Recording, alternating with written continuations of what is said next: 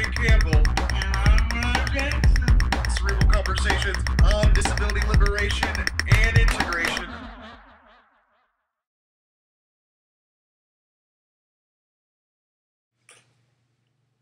Hello, everybody, and welcome to Cerebral Conversations, episode 20. This is Cerebral Conversations on disability liberation and integration. I'm CJ Campbell. And I'm Ron Jackson.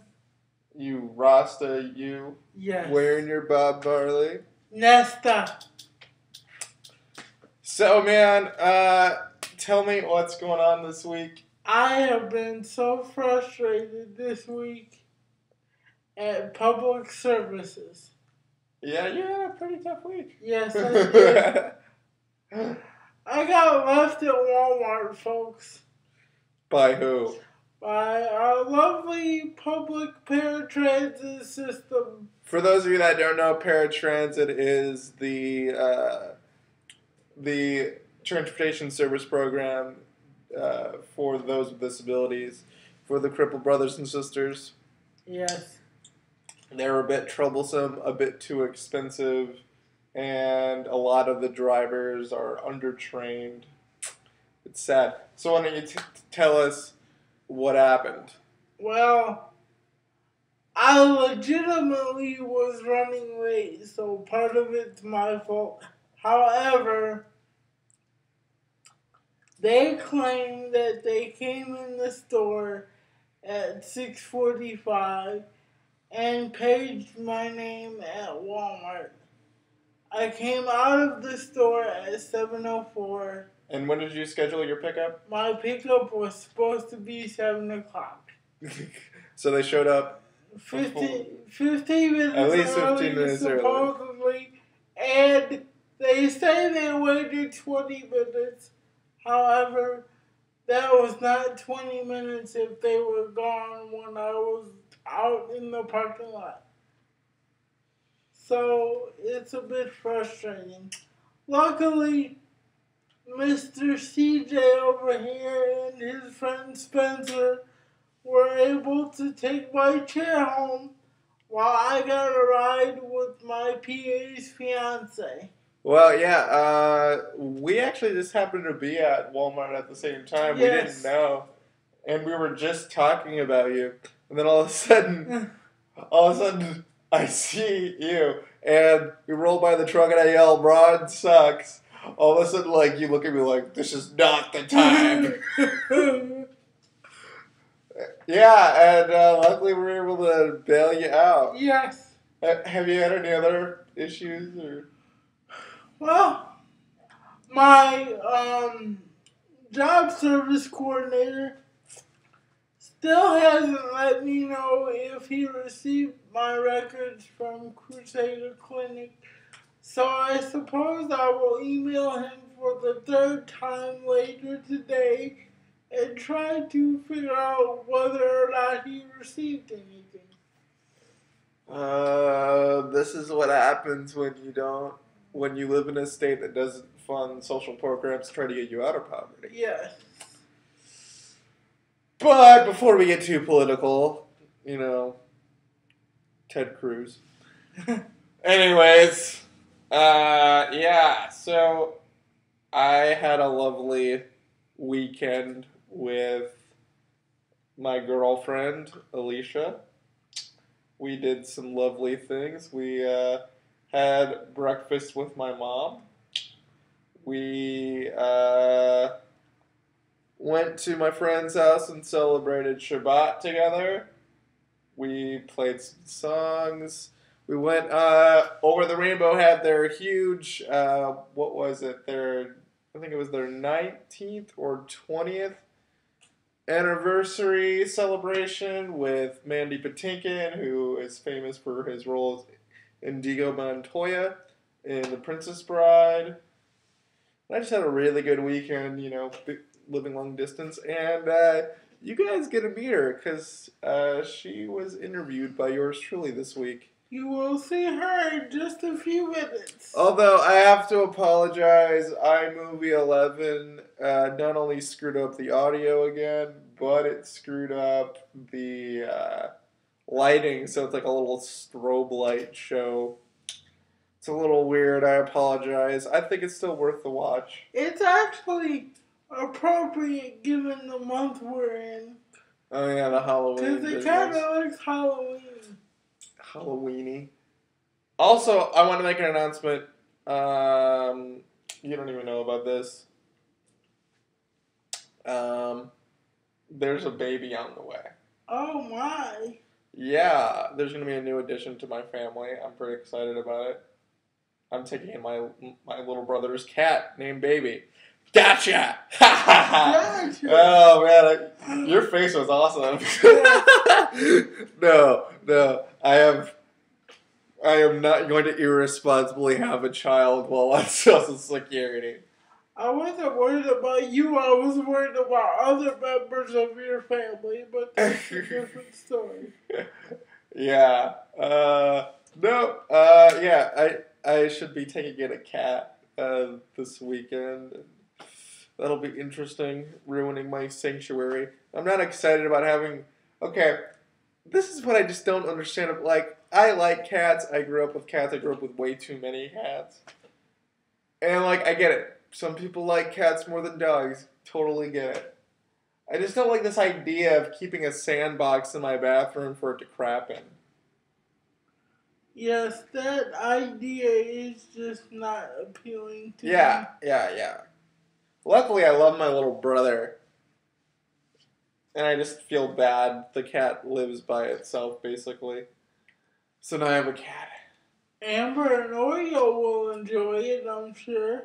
Yeah, well, Oreo's a weird cat. I'm going to keep it away from my brother's cat. Terrible cat.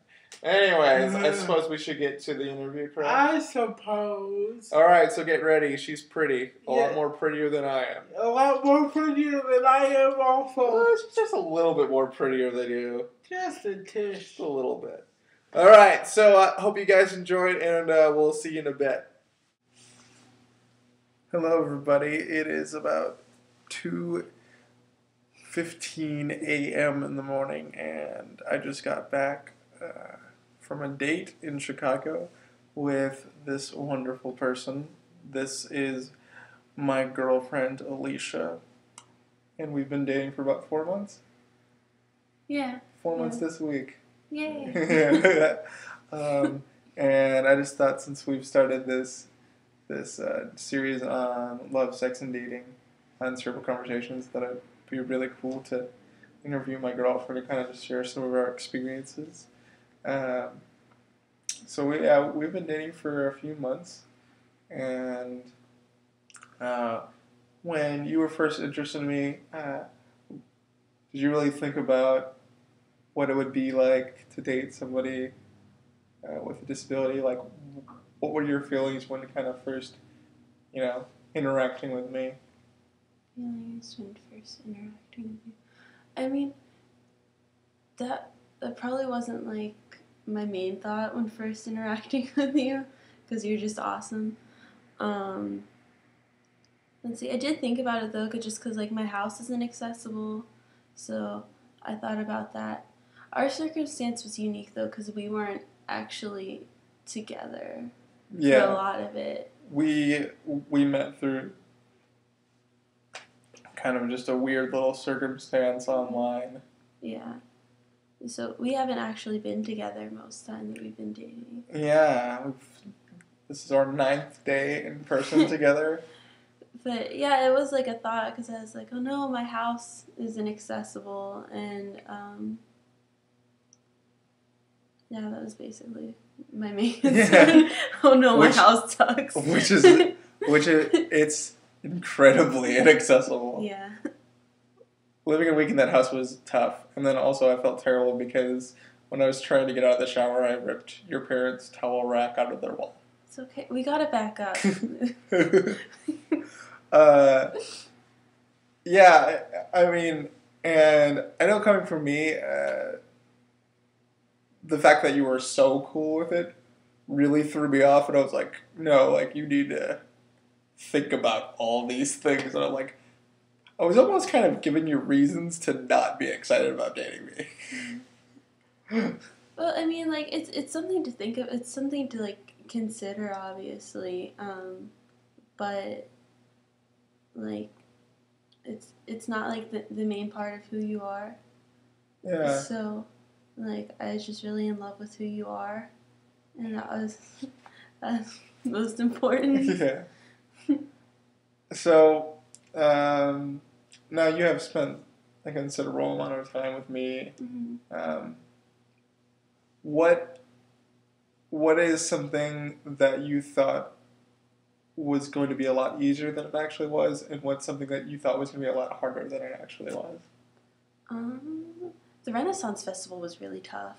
Yeah, That was tough. Why don't you talk a little bit about the Renaissance Festival? It was just like there were a lot of like rock paths. They're like really hard to get you through, and then we like parked on this mountain.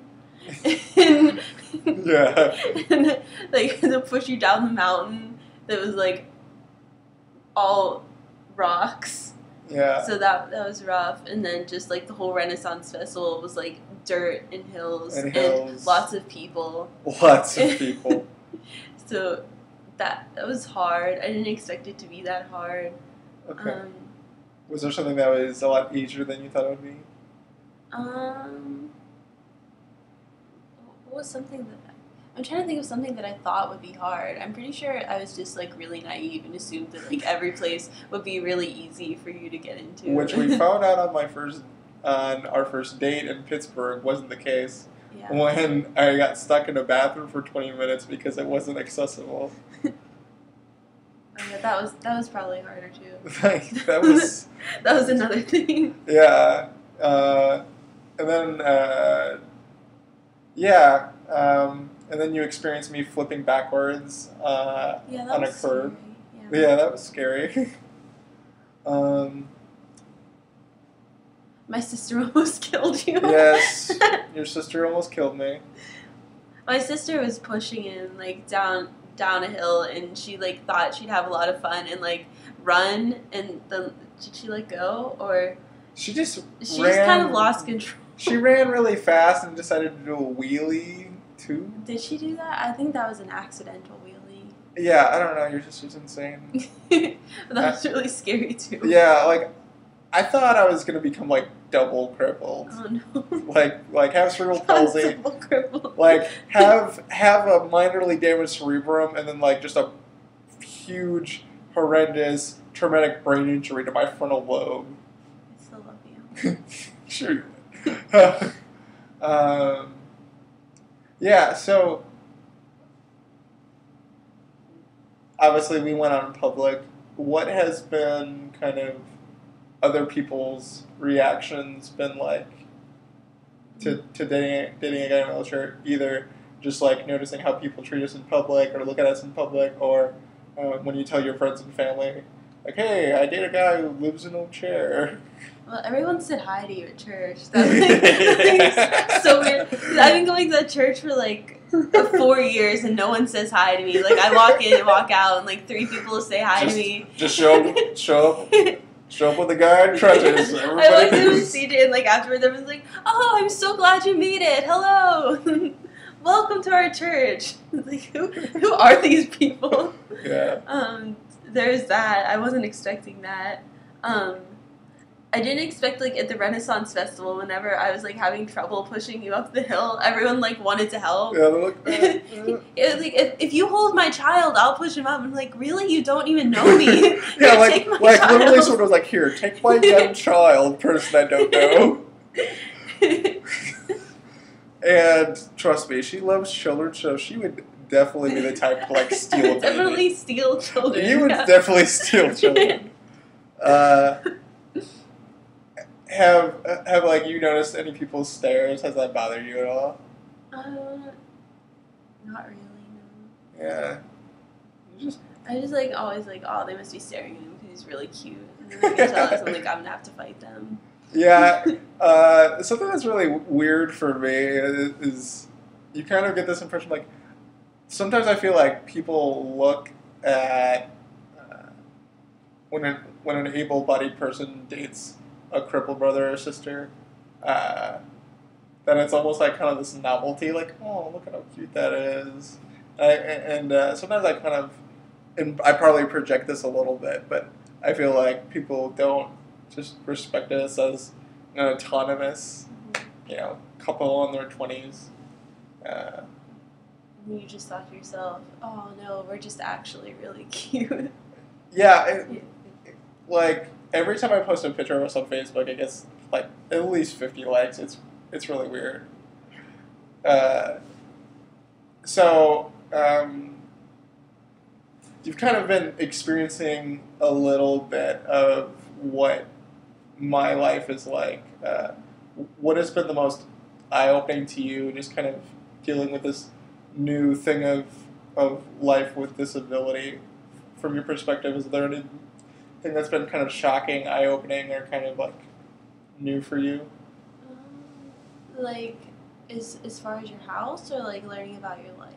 Just learning about my life. Since I'm like really into education reform, just like how difficult it was for you to like continue higher education was really upsetting, and like even like whenever like we try to figure out ways and like, oh well, you could do this, and you're like, well no, because transportation's an issue, and then like all of these things, like that was really upsetting and frustrating, because like I really believe in the power of education, and like anyone that wants education should be able to get it. So that was upsetting to me. That's still upsetting to me. Yeah, I can tell. So, yeah, it was cool coming and staying in your house and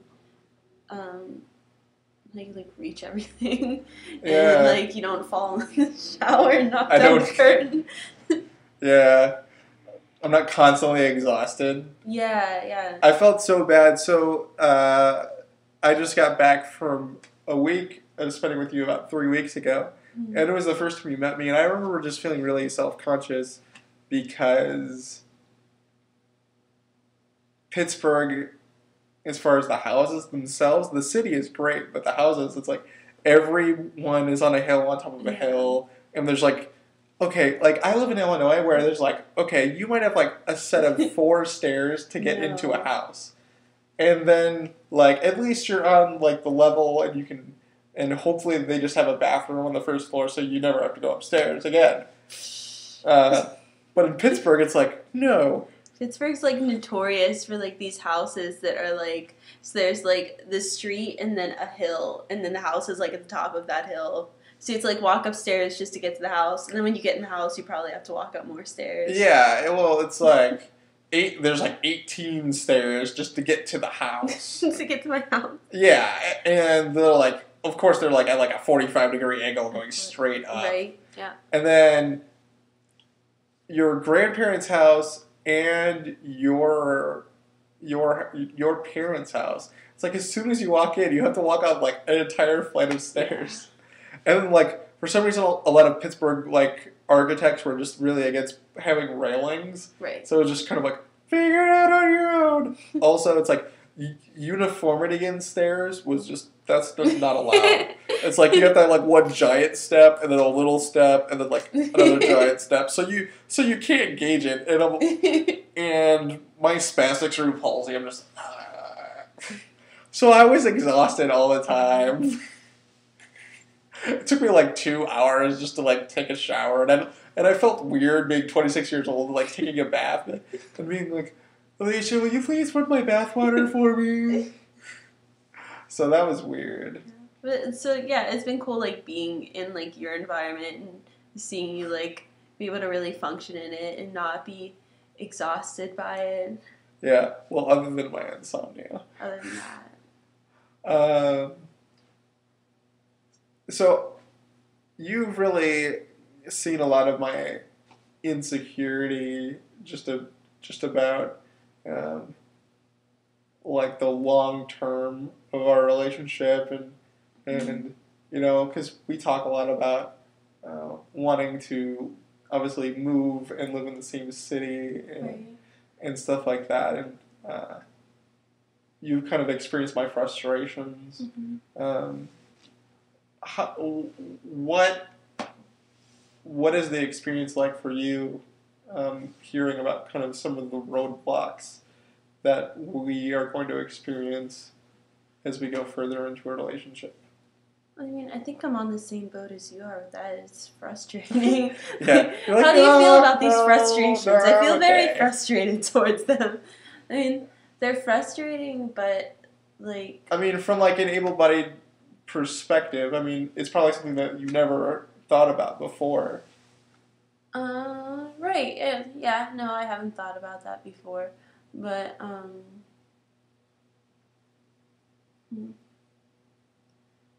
like, I'm just kind of taking it as it happens too. Like, I mean, I know that we're solid, so like as it comes, it'll work out for us. And it's like those things are like they're annoying and they're frustrating that they're not in our favor, but I know we'll figure them out when we get to them. Mm-hmm. So, it's different. I mean, like whenever I was like places that I would like want to live, I'm like, oh, this place would be really cool to live because of this, and like you're like, well, that's not a very accessible city. You're like, oh yeah, that's a really accessible city. We could totally live there. Like not something that I would ever think about. Yeah, or you're like, yeah, I just want to have this like huge house. No, I never wanted a huge house. Then I'd have to clean it. No. No, but you talk about a house. I just want to have dogs. The house has to have a yard for the dogs. I love dogs. I just want to take care of children more than I want to take care of dogs. Anyways, this is not part of the interview. Okay, so... Children need dogs. Okay, sorry. CJ needs sanity. And dogs. This is going to be the weirdest interview. I'm sorry, normal fans. Okay, so... Would you have any advice for a couple like us that has one person with disability and one person who's able-bodied? Advice? Oh, what would your advice be? My advice for the crippled brother or sister is don't try to sabotage your relationship. Yeah, that's solid advice. I back that I'm up. really good at, I don't know, sometimes I get really overwhelmed. Mm-hmm. I think being on SSI the last 3 years has been really difficult for me because it seems like a lot of my future is just unknown more than most people's. Seems like I have all these obstacles, and I definitely still struggle with the burden mindset a lot, of like that I'm a burden to those around me. And you've been really good at kind of like, no. Like, actually, when we were at the Renaissance Festival and I kept apologizing, I have this really bad habit with her that I constantly apologize for not being able to do something about my perceived ideas of making things harder than they have to be. Right. I apologize for being in pain or being tired. But those are things that aren't your fault. Yeah. They're things that are beyond your control. Yeah, so you can't really apologize for them. And like when those things happen, I don't think of them as your fault. It's because you're great. So my advice is let people love you. Yeah. It's hard. It's scary. I know I haven't been in a serious relationship since I was about 19 years old, so I haven't been in a serious relationship almost my entire adult life. So this has been new. Also, we're long distance. Yeah, it's terrible. And that's hard. Yeah. But something that I would really just say is if someone finds a reason to love you, let them love you, as long as it's healthy and it's something that you want. But when we were at the Renaissance Festival, I was apologizing just because it was insane. It was just gravel road, just dirt rocks everywhere. There were a lot of ditches too, which was scary. And I could have lost you there.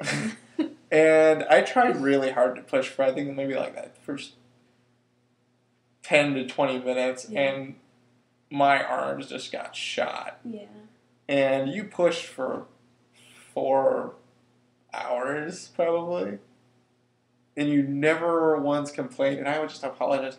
And I remember you just like were like, "This is a part of your life, like, and if I want to be in your life, this is it. Like, this isn't a big deal to me.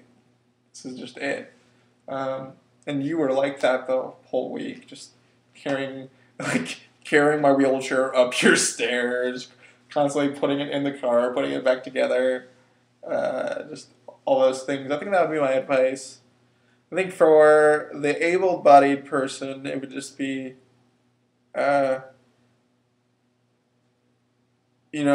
even though you want to be like, hey, I don't even look at your disability as something I can think about. That's a great and noble thing, but you have to have conversations about these things. You have to have real conversations and talk about everything. Be open. That's important. It's important for any relationship, but for something that's going to be a major part of your life, if you want to have a future with this person you love, you have to talk about these things. I mean, we're constantly having conversations. And we've only been dating for 4 months. Yeah. I mean, just because, like, there's a lot of things to consider that, like, as an able-bodied person, you wouldn't think of. Like, and it's not that I was, like, purposely not thinking of them. I just, like, don't, I have, like, live with disability. Like, there aren't things that I'm, like, thinking of. I'm not thinking of, like, wow, does this city have a lot of sidewalks? Like, I would never really think of that. I'd be like, oh, do they have a lot of places I can ride my bike? Yeah. So, yeah, just, like, it is really important to have those conversations, just to, like, make sure that, like, I'm aware, too. Mm-hmm. So. Yeah. And I think you use this thing right. It's just, like, you just take things as, like, I'm like, do you realize we're never going to get married? Like, because I get, like, really down sometimes. Well, I had to learn that. I mean, that doesn't come naturally for me at all. That's something I really have to work at. Yeah. But I'm just, like, I feel like we, when we have conversations and I'm really frustrated with, like, just, being crippled and being on SSI, I'm like, and you're like, it's going to be okay. I'm like, no, it's not. We're never going to get married. Never. Like, you should just leave me alone and I'll die in a ditch somewhere. I get like that. And that's not just being crippled. That's being incredibly neurotic. It's, and getting into unhealthy mindsets and self-sabotaging. But, like, yeah, just take things at a day at a time. Like, guys, whether you're able-bodied or you're a crippled brother or sister, just enjoy love. It's wonderful. My life has never been as much fun as it has in the last 4 months. I know that there's going to be a number of you who watch this, and maybe you're a crippled brother or sister, and dating thing has been this huge thing in your life. You're just like, I'm never going to date. And you know what? I'm going to be honest with you. That might be a possibility. That could be a possibility that you might never find that person. It's an okay possibility. But also, you need to not let that bitterness take over your heart, because that bitterness is what's going to keep that one person away. But also realize that, like, I'm really just saying, like, the insecurities that I had before the relationship didn't magically go away. Like, I'm still struggling. You've seen me cry out of frustration just because I need to make choices between paying bills or going to the grocery store. You've seen frustrations because I feel like I'm not a worthwhile long-term life partner. Those are things that you're going to deal with. And I know that there's going to be many of you that are going to watch this and think I'm lucky, and you're so right. I am lucky. And there's going to be a bunch of you that watch this and are going to feel inspired, and you should feel inspired. There's going to be some of you that are going to watch this, and you're going to feel like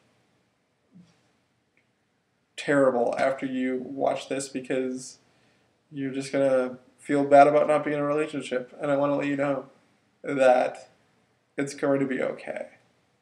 That the relationship doesn't fix everything, and that love isn't always about what you watch on TV what you see your other friends have, what you see on Facebook.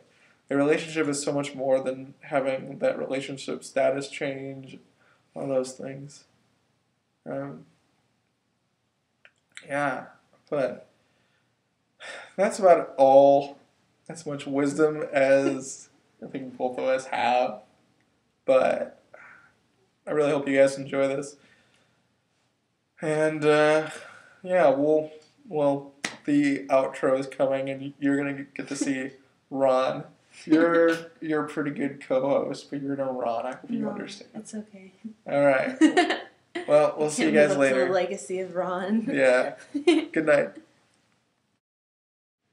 Well, how about that? She was as pretty as I told you, huh? She really was. You're a very lucky guy. Yeah. I feel really bad about the audio stuff, but you know what? I think the interview is worth it. You gotta kind of delve into my neuroticism a bit. And yeah, she's great, and I'm really thankful that she allowed me to interview her. It was a really big deal for her. Yeah. So, I think we should end this episode and let you guys know how you can interact with us. A great way that you can is that you can email us at cerebralconversations@gmail.com. And you want to give us a story, you want to give us feedback, you want to talk about your experiences, you want to ask questions, that would be the place to do it. Also, we're on Facebook. We're always having a lot of interesting discussions on there. I just posted a video on there. You did. That I'll like feedback on if anyone's interested. That's right. Check out the new remake of the show, Ironside. So you can check that out at facebook.com/cerebralconversations. And did you know that we're on Twitter? I knew we had a handle. What is it? At Cerebral Convos. You can also check out my personal blog, The Running Search, at cjcampbell.tumblr.com. How can they get a hold of your lovely, pretty face? I'm on Facebook at Ron Jackson. Awesome. Well, that'll be the end of Cerebral Conversations episode 20. We are in the 20s now. That's a big deal. Mm-hmm. So, until then, keep it cerebral. Peace.